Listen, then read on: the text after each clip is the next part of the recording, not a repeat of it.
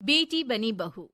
ये कहानी उस डरी हुई लड़की की है जिसकी शादी 3 महीने में तय हो चुकी है। अरे क्या रमा, क्यों उठ गई बेटा इतनी जल्दी? थोड़ी देर और आराम कर लेती ना। नहीं माँ, ठीक है, कोई बात नहीं। ये बताओ, चाय के साथ नाश्ते में क्या लोगी? अरे कैसी बात कर रही है रमा, कल तक तो तू ऑर्डर दिया करती थी कि ये खाना है वो खाना है, आज तू हमें पूछ रही है, क्यों बेटा?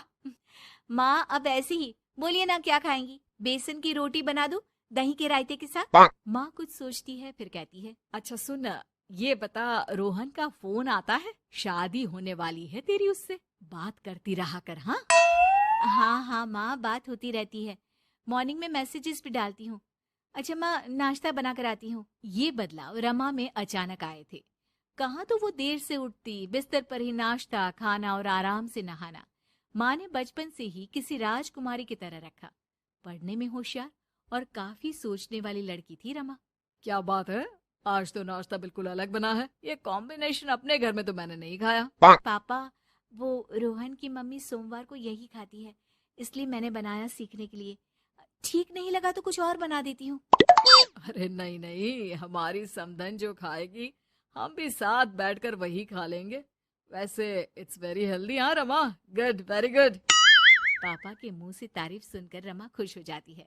वो रोहन को फोन करती है, पता है पापा ने मेरे हाथ के नाश्ते की तारीफ की, बोल रहे थे इट्स वेरी टेस्टी रमा।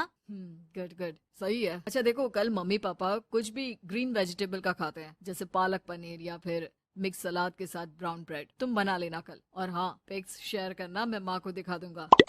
ठीक है, भेज दूंगी। अगले दिन रमा फिर कुछ नया बनाकर रोहन को फोटो भेजती है।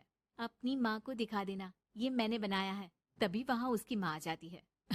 ये क्या बेटा, ये हाथ कैसे चल गया तुम्हारा? अरे कुछ नहीं माँ, वो तो बस ऐसे ही। आप बताओ ना, क्या चाहिए? अरे कुछ नहीं बेटा, ला मैं हाथ में दवा लगा देती हूँ। माँ हाथ में दवा लगा रही थी कि पता नहीं रमा क्या सोच रही थी। थोड़ी परेशान सी थी। क्या हुआ रमा, क्यों परेशान लग रही हो? रोहन से कोई बात हुई है क्या? नहीं माँ, आज जो बनाया उसकी फोटो मांगी थी रोहन ने, दे तो दी, लेकिन अभी तक कोई रिप्लाई नहीं आया।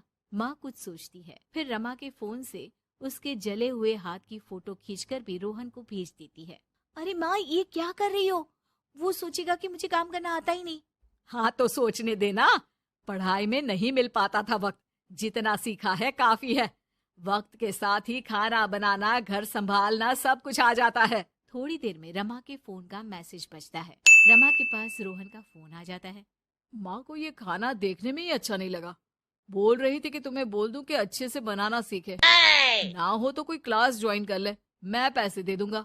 और हाँ, प्लीज यार, ऐसी डरावनी जलने कटने खून खराबे वाली फोटो मत भेजा करो। जल गई क्या? तुम्हें खाना नहीं बनाना आता क्या? मुझे ब्लेम मत करो।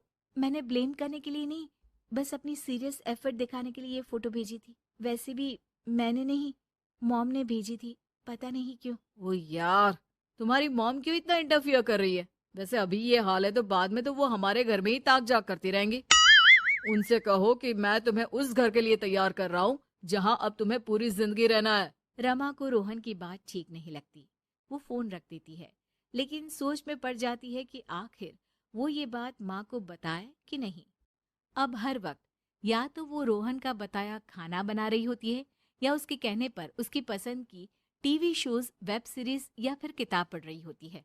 क्या बात है रमा, आजकल मैं देख रही हूँ कि तुम बहुत परेशान सी रहने लगी हो। कोई बात हो तो बता दो बेटा।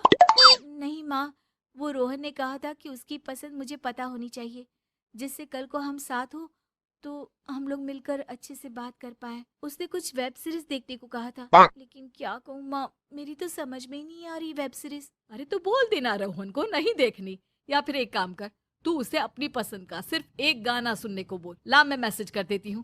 ना ना माँ, आप तो रहने दो। पिछली बार भी जब मैंने उसे बोला कि आपने मैसेज किया है तो वो गुस्सा हो गए थे। अच्छा, क्या बोल रहा था? यही कि माँ क्यों इंटरफेयर कर रही है, मैं तुम्हें उस घर के लिए तैयार कर रहा हूँ जहाँ तुम्हें पूरी जिंदगी रहना है। माँ अब समझ जाती है कि रोहन उसकी रीमा के लिए ठीक नहीं है। रहने दे रीमा, ये रोहन मुझे ठीक नहीं लगता। तू बोल तो मैं कोई और रिश्ता देखूं। अरे नहीं माँ, मेरे पूरे फ्रेंड सर्कल में ये बात हो गई है, नाते रिश्तेदार आस पड़ोस सभी। हाँ ठीक है बेटा, चल कुछ दिन और देख ले, लेकिन ये मत सोचना कि यहाँ शादी नहीं हुई तो कुछ बुरा हो जाएगा। ये देखना कि इससे शादी हुई तो भविष्य कैसा रहेगा।